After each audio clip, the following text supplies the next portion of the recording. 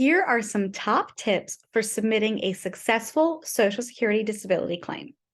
My name is Caitlin Wildoner, and I'm an attorney who helps disabled clients obtain their disability benefits as quickly as possible so they can focus on getting better. Today, we're going to discuss some tips for submitting a successful Social Security disability claim. Number one, you want to understand the eligibility criteria.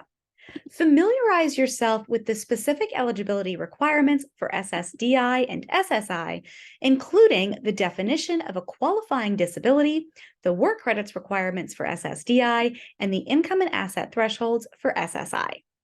Ensure that you meet the necessary criteria before applying. Number two, you want to start the process early. Don't wait too long to begin your application.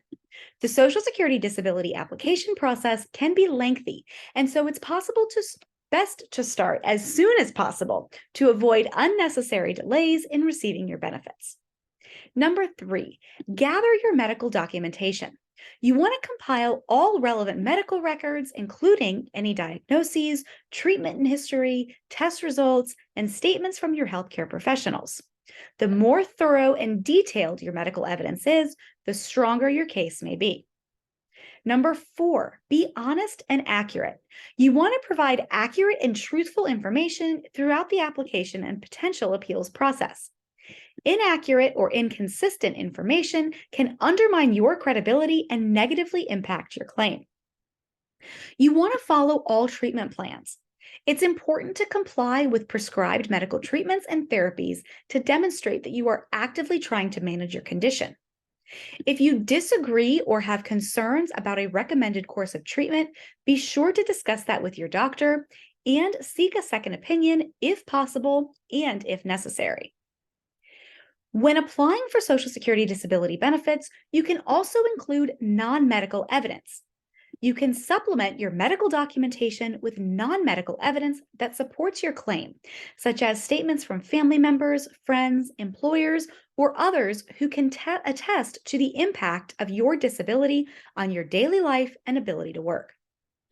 You want to keep a record of your efforts. Document your efforts to work or retrain in a different field if you believe you are no longer able to perform your past work. This can help show your commitment to remaining employed and may be relevant in any vocational assessments. Finally, you may want to consider seeking professional help. Consulting with a Social Security disability attorney may greatly improve your chances of ultimately being approved for Social Security disability benefits.